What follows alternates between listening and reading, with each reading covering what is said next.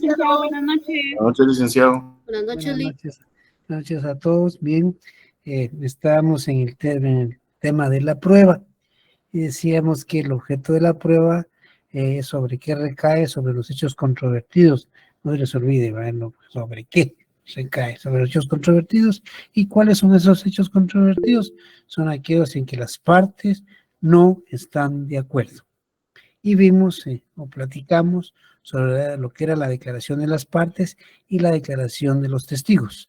Seguimos hoy con lo que es el dictamen de expertos. ¿Cuándo se necesita el dictamen de expertos? Recuérdense que ya estamos dentro del periodo de prueba, dentro de los 30 días o con sus prórrogas que ya leímos en el artículo 123. En cuanto a los 30 días, que es lo más común y normal, los 30 días. Entonces nos toca el dictamen de expertos. ¿Cuándo se necesita un dictamen de expertos? Lo que sucede es que hay conocimientos científicos, conocimientos técnicos a los cuales escapa el juez. Recuerden ustedes que el juez es un abogado que difícilmente tenga conocimientos de todas las materias en medicina, en arquitectura, en ingeniería y en todas las demás carreras profesionales y que de una u otra manera llegan a su despacho y que necesitan ese dictamen. Entonces, cuando se necesita, pues habrá que proponerle al demandante, pues propone los puntos sobre los que él quiere que debe ser expertaje y quién es su experto. En estos casos, cuando se establece ya cuáles son los puntos que tienen que estar acorde al problema, acorde a los hechos controvertidos, pues el juez, estando en el periodo de prueba, le da audiencia a la otra parte de la demandada para ver si está de acuerdo con esos puntos, si agrega algunos más o si quiere que se cambien los puntos por no estar de acuerdo, y también la proposición de su experto. Cuando hablamos del expertaje siempre se trata de que sea un número impar. Es normal, ¿verdad? Porque el del demandante, pues él está seguro que su experto va a apoyarlo en lo que va a dictaminar y lo mismo sucede con el demandado. Entonces es bueno que haya un tercero en caso de discordia y ese tercero, pues quien lo nombra es el juez, aun cuando puede darse el caso de que las partes decidan que sea solo uno, puede ser el que propone el demandante, puede ser que sea un experto de conocimiento de todos, una persona en extremo honorable y por lo mismo confiable para quien sea demandante o demandado, y pueden decidir que sea solo uno de los expertos. Leamos el 164 para ver lo que se refiere al dictamen de expertos. ¿Quién me pidió la palabra?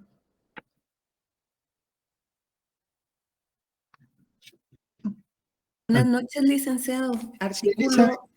Artículo 164, ley del organismo judicial. No, perdón. Procesal civil y mercantil. Ah, perdón, le voy a fallar porque no lo tengo acá. Bueno, ¿qué hay a ver, Melissa? Licenciado, buenas noches. Buenas noches. Artículo 164, proposición de la prueba. La parte a quien interese rendir prueba de expertos expresará en su solicitud con claridad y precisión los puntos sobre los cuales debe versar el dictamen. El juez oirá por 2 días a la otra parte, pudiendo ésta adherirse a la solicitud, agregando nuevos puntos o impugnando los propuestos. Melissa, aprovechemos que estás ahí con el 165.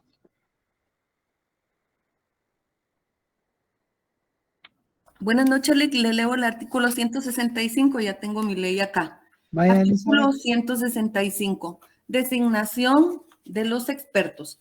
Cada parte designará un experto y el juez un tercero para el caso de discordia, a no ser que los interesados se pusieren de acuerdo respecto al nombramiento de uno solo.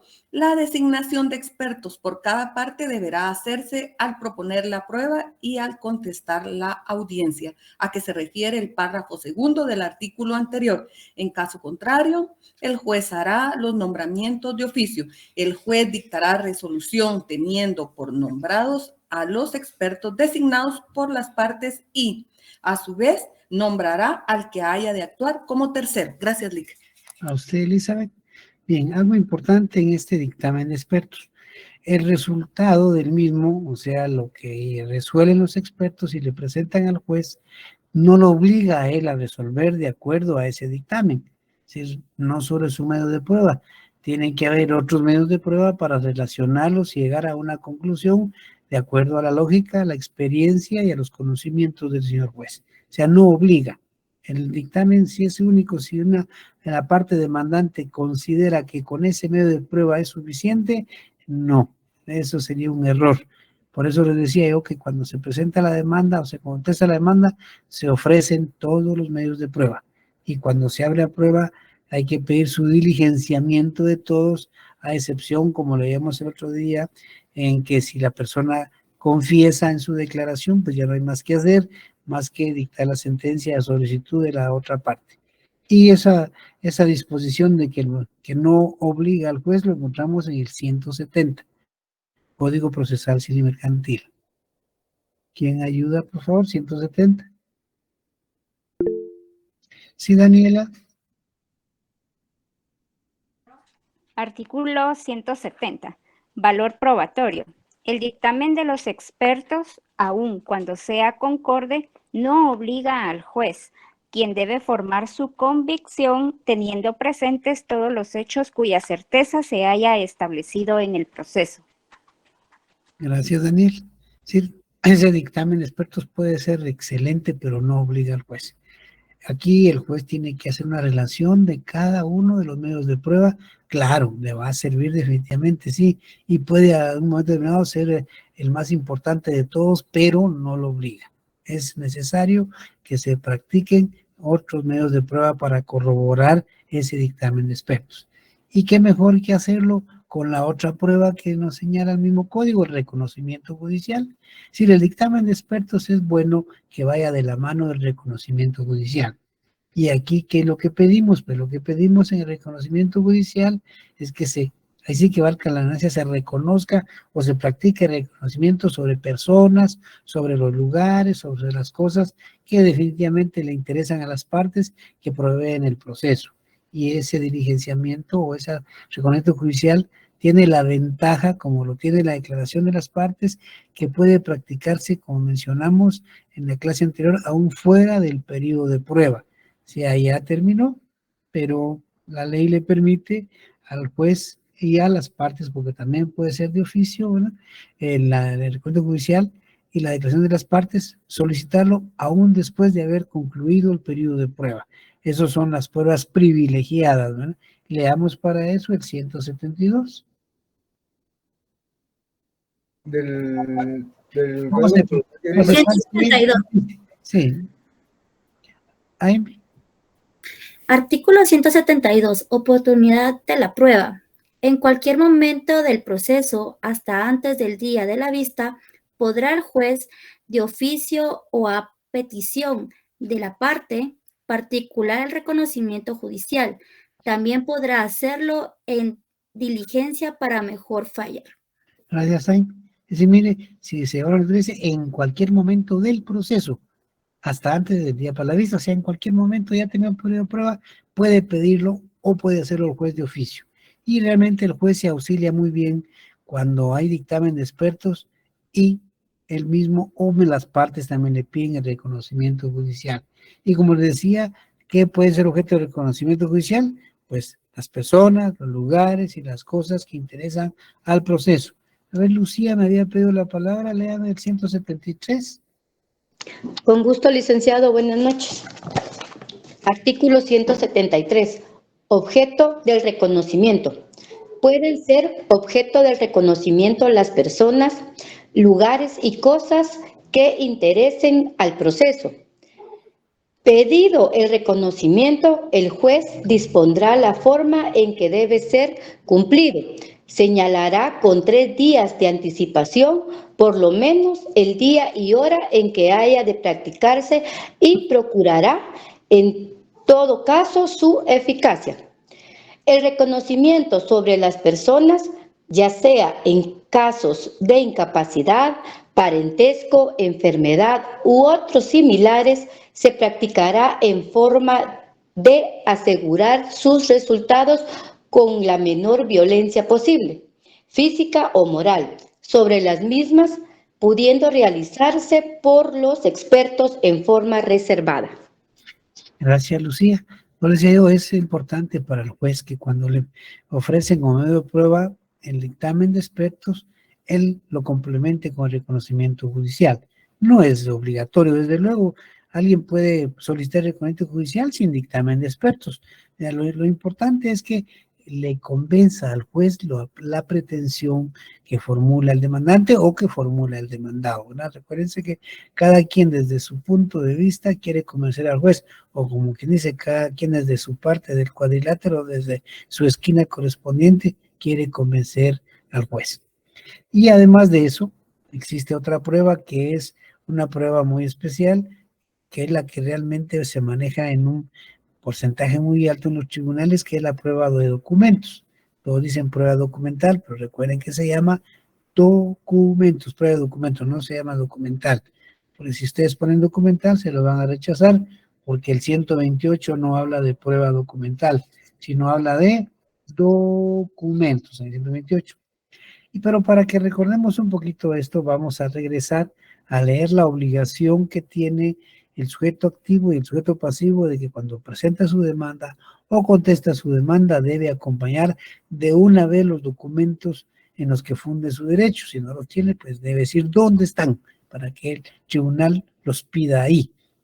Si no lo hace, la misma ley le sanciona en cuanto a que ya no los puede presentar posteriormente.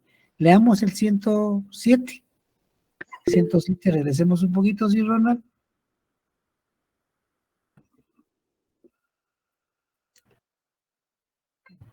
Buenas noches, licenciado. Artículo 107, documentos esenciales. El actor deberá acompañar a su demanda los documentos en que funde su derecho. Si no los tuviere a su disposición, los mencionará con la individualidad posible, expresando lo que de ellos resulte, y designará el archivo, oficina pública o lugar donde se encuentren los originales. Gracias, Ronald. Si no lo hace, como les decía, la misma ley lo sanciona. El juez no tiene que complicarse la existencia y decir, pues, ¿y ahora qué hago? ¿No? La ley le dice, y lo vemos en el 108. ¿Quién nos ayuda con el 108? Buenas noches, licenciado. Buenas noches, Mirna. Inadmisibilidad de documentos. Si no se presentaran con la demanda los documentos en que el actor funde su derecho, no serán admitidos posteriormente, salvo impedimento justificado. Gracias, Mirna. Ahí está, mire. Entonces, lo vital son los documentos. Y imagínense ustedes que una mamá va a pedir alimentos para su hijo y no acompaña como prueba de documentos el certificado de nacimiento de su hijo. Es vital. Eso, si no lo tiene, pues tendrá que decir dónde está. Pero que no lo haga, qué grave. Y no es la persona demandante, sino lo grave es para el abogado que asesora.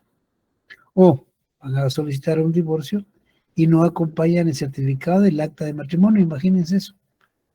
A donde más es la prueba reina, podríamos decir, en este tipo de procesos, si van a discutir sobre la propiedad de una casa o de un terreno y no acompañan los testimonios de las escrituras públicas de los notarios. Eso es vital. Ahí mismo le sanciona, no lo hace, pues ya no lo puede hacer y de antemano se le está diciendo, mire, usted ya perdió este proceso. Hay que ser muy cuidadoso y no ponerse, mire, lo voy a acompañar después. No hay después. Ahí está claro. Ahora o después ya no tiene ningún sentido. Y así se refiere el 177 también a los documentos. A ver, ¿quién nos ayuda? 177.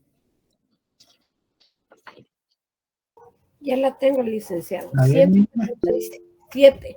Presentación de documentos. Los documentos que se adjunten a los escritos o aquellos cuya agregación se solicite a título de prueba podrán presentarse en su original, en copia fotográfica, fotoestática o fotocopia o mediante cualquier otro procedimiento similar. Los documentos expedidos por notario podrán presentarse en copia simple legalizada, a menos que la ley exija expresamente testimonio.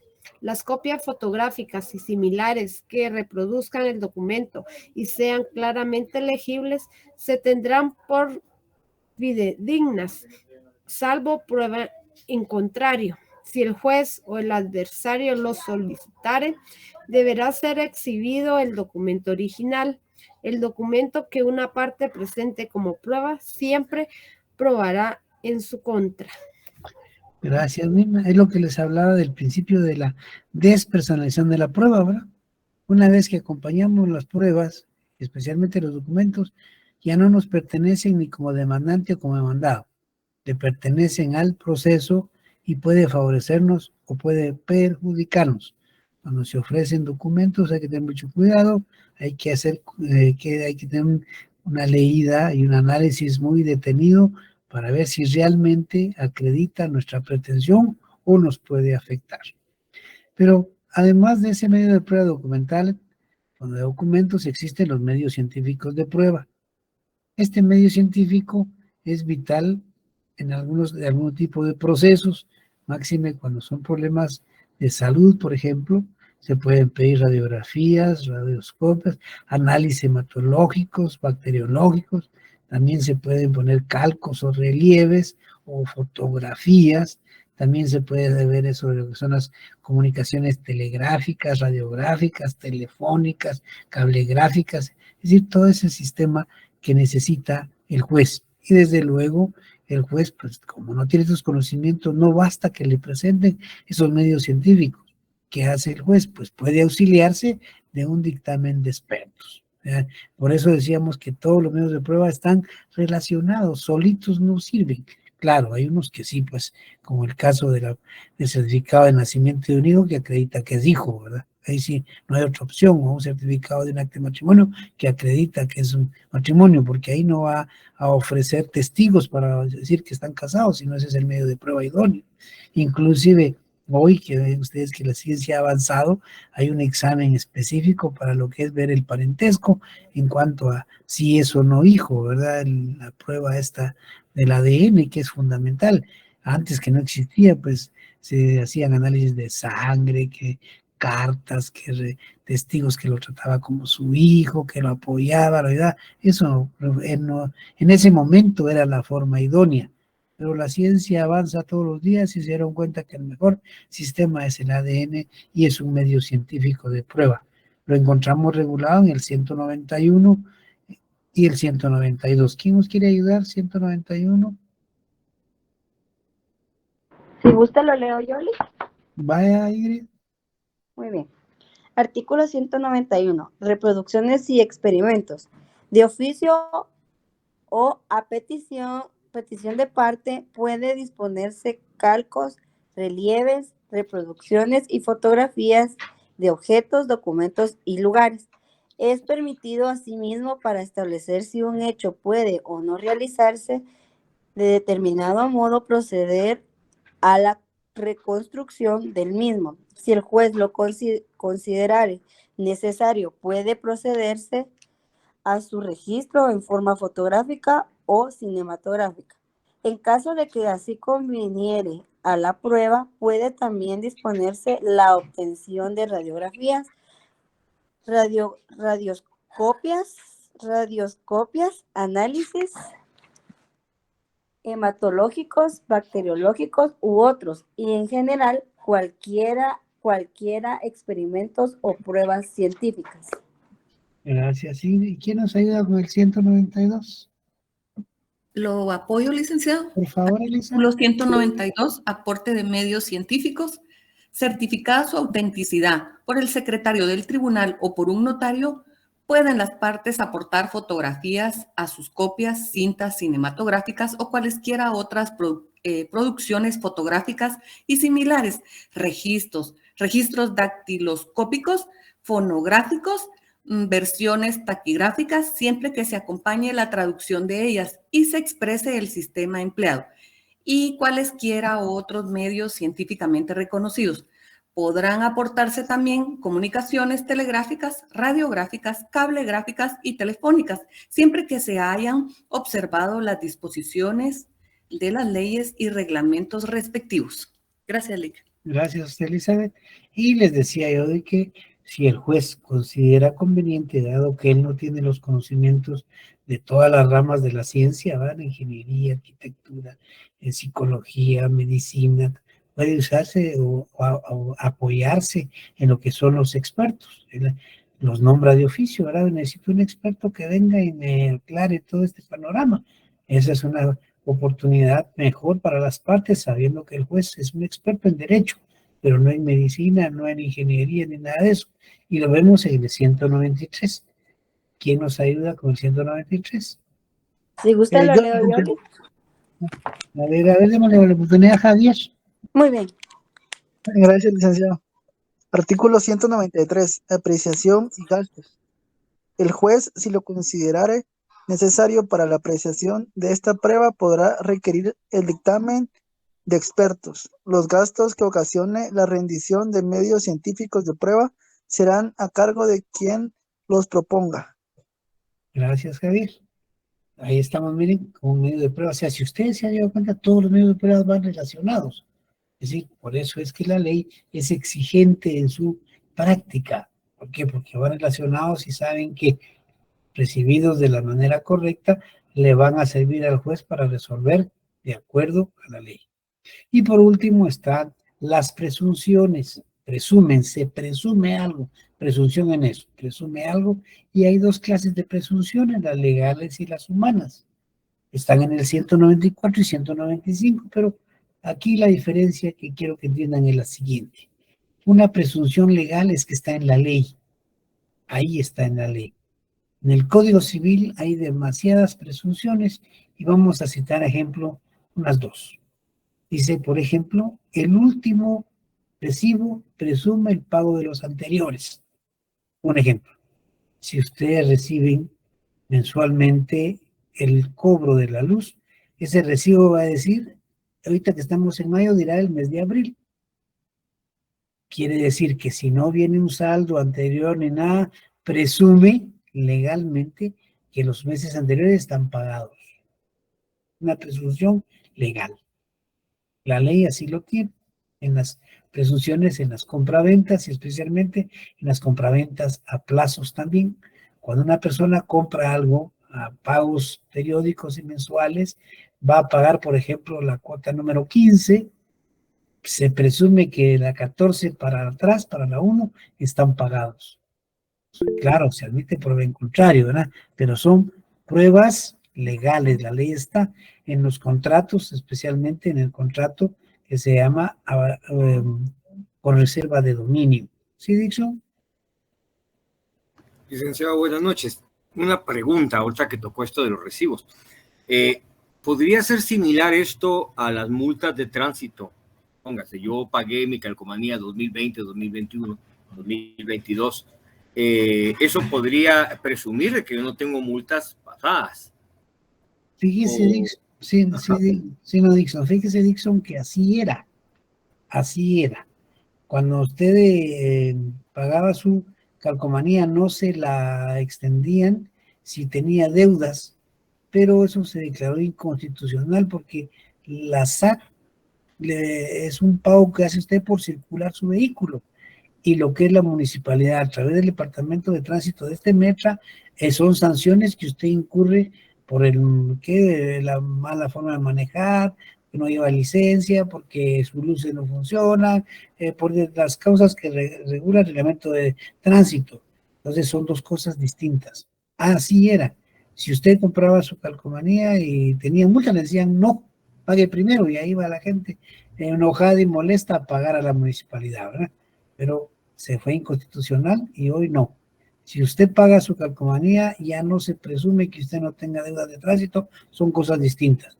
Lo adecuado sería que uno, siendo ordenado, mejor cada vez que paga su calcomanía, adicional a eso, solicitar su solvencia de tránsito, para que así no tengas una sorpresa que de repente lo paran en la calle. Y el problema con el Metra es que si ellos tienen ahí su registro y si usted no paga en ese momento, le pueden detener su vehículo, que eso sí está permitido en el reglamento de tránsito.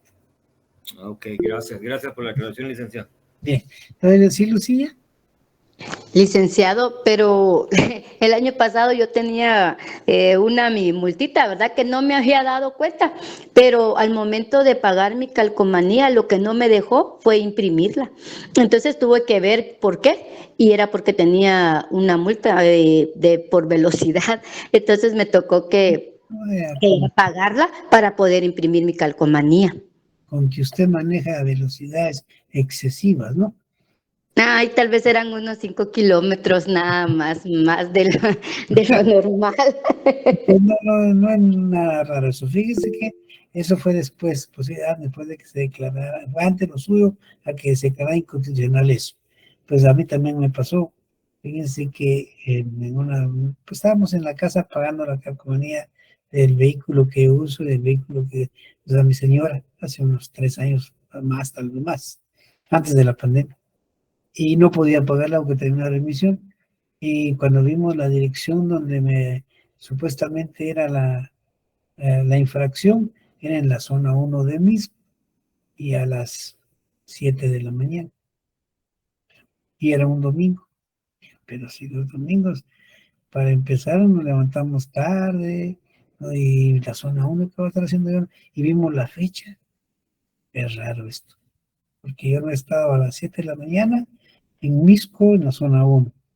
Bueno, pues mi señora es abogada también y es más acuciosa y empezó a averiguar porque si me estaban cobrando una multa. Y dije, no paguémosla, si no hemos andado por ahí, ¿por qué la vamos a pagar, verdad? Y pues parcialmente le daba la razón en eso. Pero resulta que la carretera esta interamericana que va a San Lucas, si ustedes se recordarán que había una garita, pues ahí en esa garita de policía es zona 1 de Misco. Yo lo que menos me imaginaba era que era zona 1 de Misco. Y efectivamente ese día salimos temprano porque íbamos a un paseo con la familia y a las 7 de la mañana pasé ahí que el límite de velocidad, porque como es la zona 1 no debe pasar de 60. Y yo iba a 60 y tantos, ni siquiera 70. Y no iba, bueno, la verdad es que yo iba manejando un Migo y no íbamos a una velocidad mayor a 70. Y ahí el límite es 60. Ahí nos dimos cuenta que eso, lo que yo menos imaginaba era que fuera la zona 1 de Misco, porque uno piensa, perdón, que la zona 1 son los lugares céntricos, ¿no? Y ahí no era un lugar céntrico, pero ahí es la zona 1 de Misco. O sea que lo que le pasó a usted, también me pasó a mí, Lucía. Hoy ya la cosa cambió. Ay, gracias, licenciado. O sea que cuando vayan para San Lucas, tengan cuidado ahí, porque les pueden poner, perdón, una sanción en Misco. Y ustedes, pero si yo no he ido a Misco y menos a la zona 1, porque uno piensa en el parque, la iglesia, todo lo que está ahí, ¿verdad? No va a pensar hasta dónde va la carretera.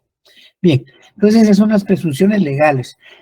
La ley las regula y dice claramente, el último pago presume los anteriores, es lógico. Ahora la presunción humana, esa ya es el juez, el que razona de acuerdo a su conciencia, a su experiencia, a sus conocimientos que lo llevan a esa conclusión, ¿verdad? Pero también analizando todos los medios de prueba. Por eso las presunciones son los últimos medios de prueba de que se vale el juez.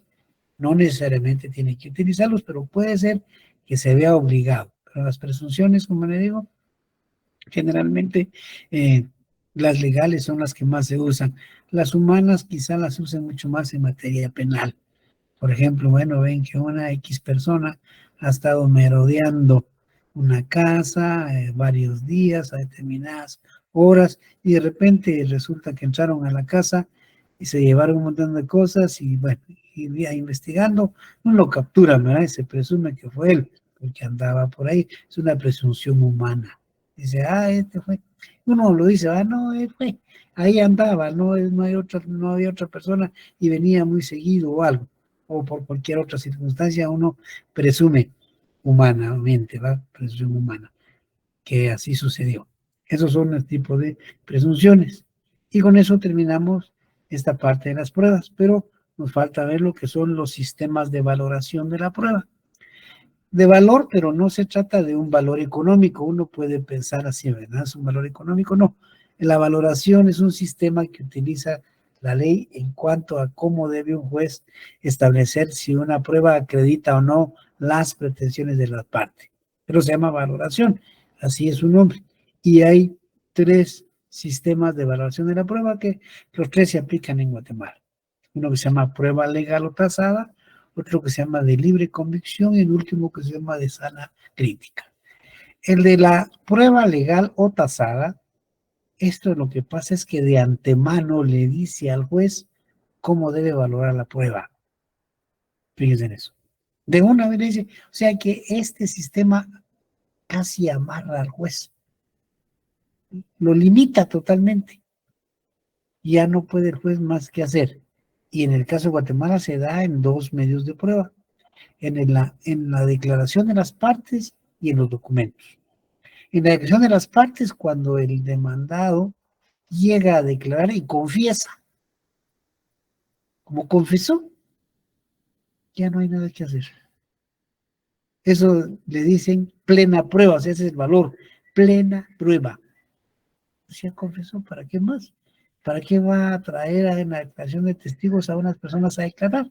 ¿Para qué va a hacer dictámenes de expertos? ¿Para qué va a hacer reconocimientos judiciales? Si ya él confesó, lo que tiene que hacer el juez es dar por terminado el proceso y que le pidan las partes que dicte la sentencia.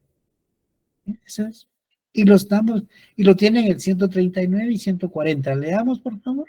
139 y 140.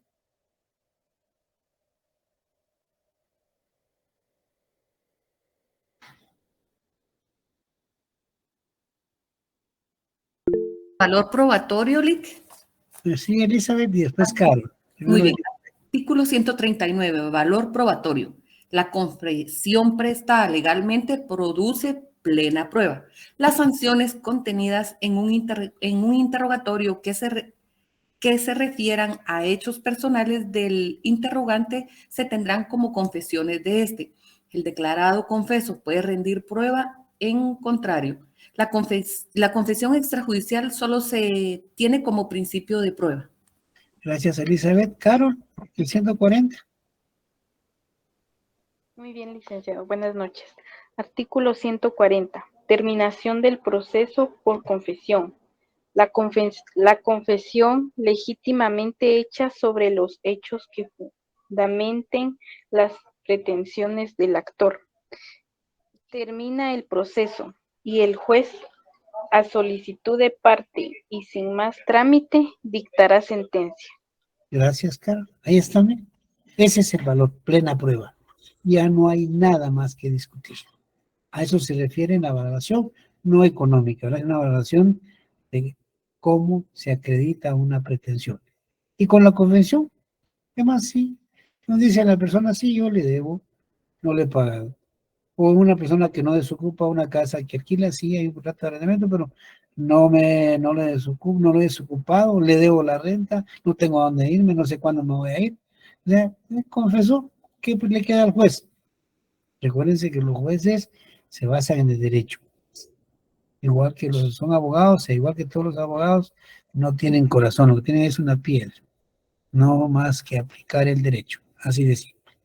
Y lo mismo sucede con los documentos, con la diferencia en que los documentos no terminan con el proceso, sino sigue, pero uno de antemano ya sabe cuál puede ser el resultado.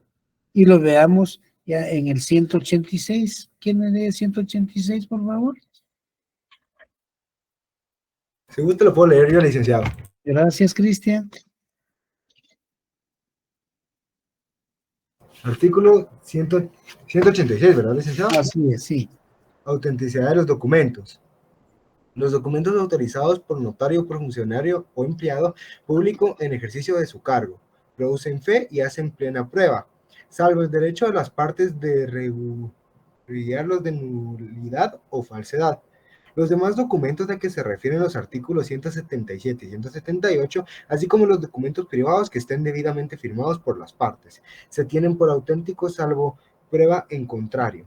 La impugnación por el adversario debe hacerse dentro de los 10 días siguientes a la notificación de la resolución que admita la prueba. Sin embargo, los documentos privados solo surtirán efectos frente a terceros desde la fecha en que hubieran sido reconocidos ante juez competente o legalizados por notario. Gracias, Cristian. Vea, son documentos autorizados por un notario. Claro, el notario es un profesional del derecho. se ha preparado académicamente, científicamente, le han reconocido su honorabilidad. Ustedes en una ocasión leímos aquí el Código de Notariado, y dice que para ser notario tiene que tener una notoria honradez. ¿Sí? Por eso les deseo, cuando iniciamos esta clase conmigo, tengan cuidado, cuiden su honorabilidad, porque ustedes van a ser abogados, cuando sean abogados y notarios, desde que se gradúen las 24 horas del día y los 365 días del año. No pueden decir, ¿cómo este es fin de semana? Yo hago lo que quiera, notario en la oficina, ¿no? Les otorgan los títulos hasta que Dios decida que hasta aquí. Pero de ahí ustedes deben de cuidar su notoria honradez. Como consecuencia de eso, lo que ustedes hacen es auténtico, porque la ley les otorga la fe pública, que todo lo que hacen es cierto. Mucho cuidado, recuerden que cuando actúan como notarios le ponen en sus manos el patrimonio de las personas en los contratos, la seguridad de las personas en sus relaciones comerciales como notarios. Es una responsabilidad fuerte y soldado. Así es que a usted, cuando uno es notario, le otorgan esa facultad de dar fe pública. Por eso esos documentos son auténticos.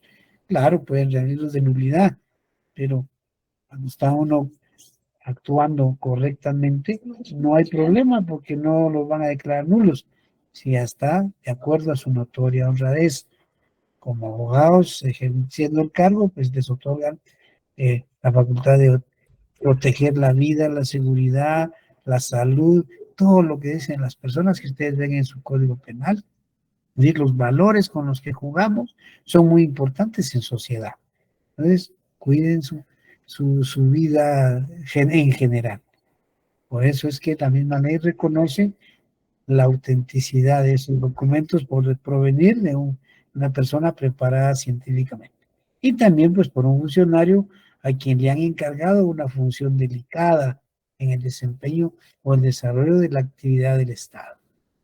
Entonces estos dos medios de prueba, la declaración de las partes y los documentos autorizados por notario o por funcionario público en el ejercicio de su cargo, producen, hacen plena prueba. Ese es el sistema de la prueba legal o tasada. Contrario a este, encontramos el de la libre convicción o en conciencia. Aquí el juez puede resolver de acuerdo a su conciencia. Pueden llevarle pruebas, pero él, aún analizándolas, su conciencia le hace ver que no es cierto lo que pasó.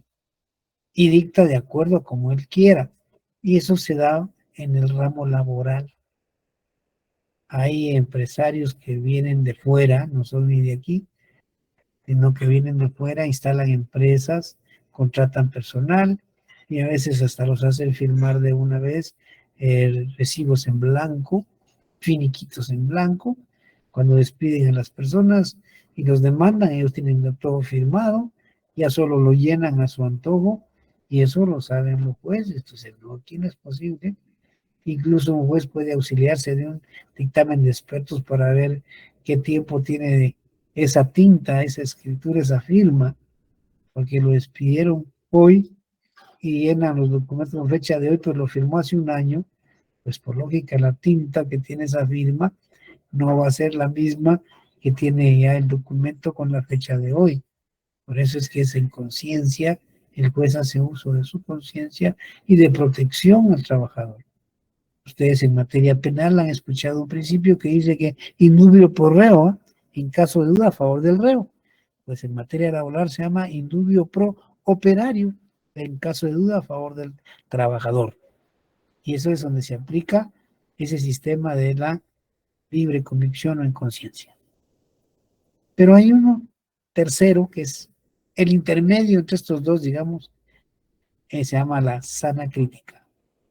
Esta sana crítica, pues lo que sucede acá es que el juez utiliza pues sus conocimientos jurídicos, su experiencia, la relación de los medios de prueba. Por eso les hablaba hace un rato de que los medios de prueba van relacionados, un dictamen de expertos, con el reconocimiento judicial, con los medios científicos, va relacionado, tiene que verse con la declaración de testigos, tiene que ir ahí. el juez tiene que hacer un análisis y relacionarlos todos para ver hasta dónde se puede ver si se acreditó o no las pretensiones de las partes. Y este de la sana crítica es ese, ahí lo vemos, y nuestra ley lo regula en materia civil, a excepción de los documentos que hablamos de la autenticidad de los documentos por notario, por funcionario o empleado público y la de acción de las partes. Pero si leamos el 126 y el 127, vamos a encontrar en la sana crítica. ¿Quién nos ayuda?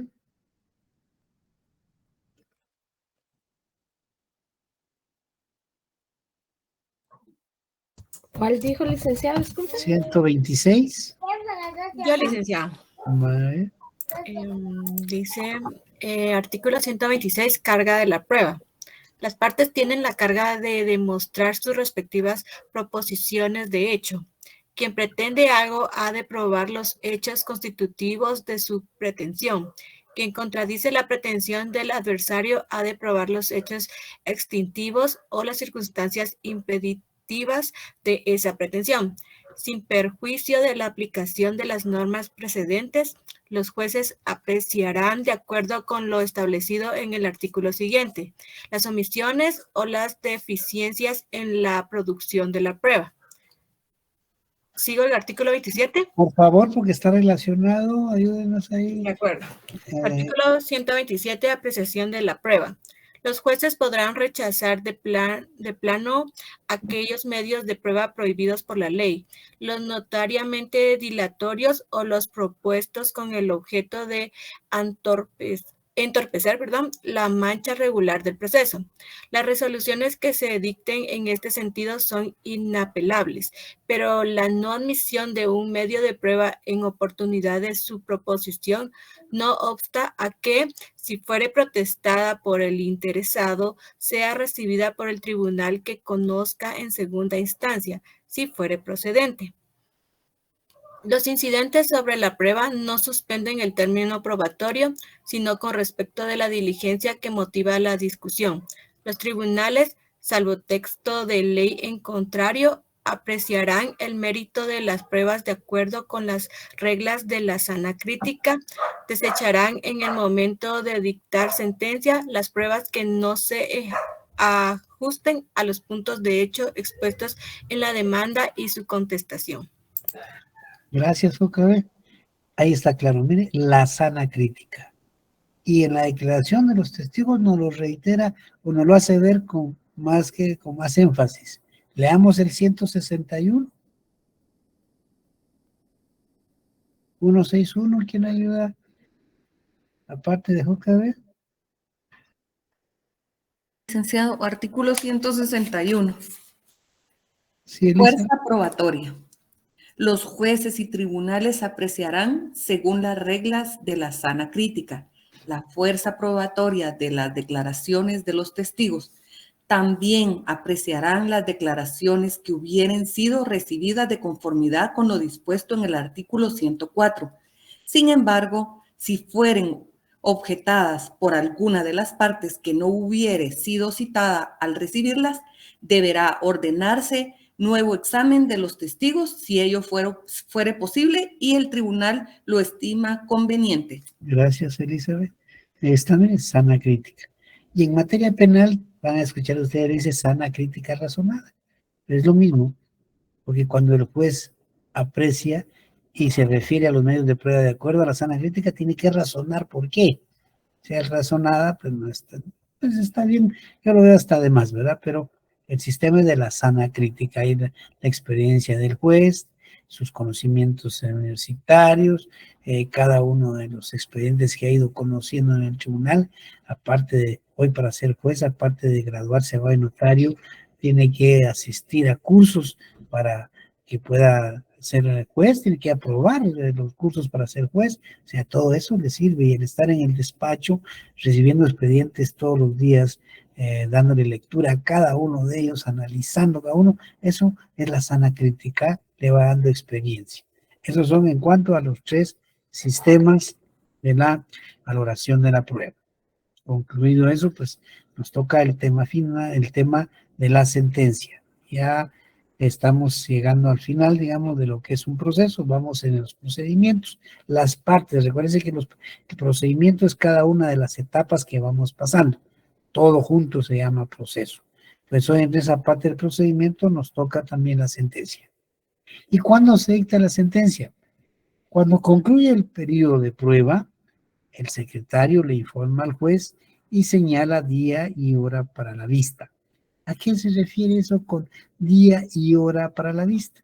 Pues se refiere a que es la oportunidad en que las partes pueden presentar sus alegatos, o sea, memoriales, por escrito, ¿verdad? En el que exponen qué consideran que se ha hecho en el trámite del proceso y qué le beneficia, no lo que le perjudica, porque nadie habla de eso, lo que le beneficia y tratando de convencer al juez que tiene la razón. Cada una de las partes hace eso en el día para la vista. También tienen la oportunidad o la opción de pedir que la vista fuere pública. Pues ahí, cuando es pública, ustedes pueden ir a observarla. Ahí está el juez en la parte alta del despacho, ahí hay un escritorio donde está él, o los jueces si es un tribunal colegiado. Está cada uno ubicado, lo que son las partes, demandante y demandado, los están ubicados y hay una parte para el público que quiera participar. Y ustedes pues van a ir en su carrera a observar eso porque es necesario que vaya conociendo cómo se desarrolla un proceso. Ya lo que es en vivo, podríamos decirle, ¿verdad? Y ese día para la vista se señala una vez concluido el periodo de prueba y dentro de los 15 días siguientes. Concluidos los 15 días para la vista, ya sea que ha sido pública o no, los 15 días siguientes se dicta la sentencia. Leamos el 196 para ver eso, solo, perdón, se me escapaba de que entre el día para la vista y la sentencia, si los jueces lo estiman pertinente, pueden dictar autos para mejor fallar. ¿Y a qué se refiere eso? Pues pueden pedir que traigan a la vista documentos que consideren necesarios, que hagan reconocimientos o avalúos o cualquier otra actuación que sea importante para el proceso. Ahora sí, leamos el 196. Artículo 196. Vista. Concluido el término de prueba, el secretario lo hará constar sin necesidad de providencia. Agregará a los autos las pruebas rendidas y dará cuenta al juez. El juez de oficio señalará día y hora para la vista dentro del término señalado en la ley constitutiva del organismo judicial, oportunidad en la que podrán alegar de palabra o por escrito los abogados de las partes y estas, si así lo quisieren. La vista será pública si así se solicitare. Bueno, ya estamos, se terminó eso. Entonces ahora, señor juez, ¿dictó auto por fallar o no? Lo dictó, ya se hizo el auto por fallar o no lo dictó y hoy dicte la sentencia. ¿Y cuándo se dicta la sentencia? Veamos el 198. Artículo 198, sentencia. Efectuada la vista o vencido el plazo del auto para mejor fallar, se dictará la sentencia conforme a lo dispuesto en la ley constitutiva del organismo judicial. Gracias, Elizabeth. Dos cosas importantes. La primera es que cuando se emitió el procesal civil mercantil que nos estamos refiriendo, estábamos en un gobierno de facto en el año 1963. En ese tiempo, la ley se llamaba Ley Constitutiva del Organismo Judicial. Esa ley ya no está en vigencia, hoy es una nueva y solo se llama Ley del Organismo Judicial. Hagan esa observación en su código y en sus leyes en la que diga Ley Constitutiva porque ya no se llama Ley Constitutiva. Lo que pasa es que así se quedó y así pero ya todo el mundo cuando está ejerciendo y todos saben que es Ley del Organismo Judicial, que es el decreto 2-89 del Congreso de la República. Pero ya vimos que dice que es conforme en qué plazo, dice, bueno, como dispone la ley del judicial, y para eso es bueno que recordemos el artículo 142 de la ley del organismo judicial.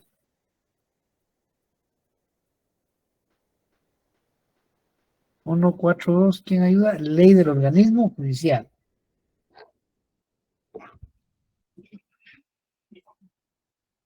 Artículo 142, plazo para resolver.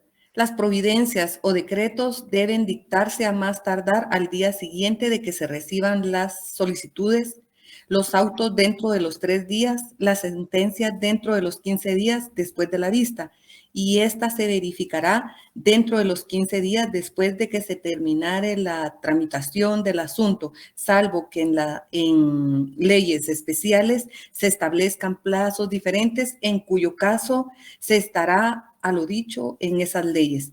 La infracción de este artículo se castigará con una multa de 25 quetzales a 100 quetzales, que se impondrá al juez o a cada uno de los miembros de un tribunal colegiado, salvo que la demora haya sido por causa justificada a juicio del Tribunal Superior. Esta causa se hará constar en autos para el efecto de su calificación.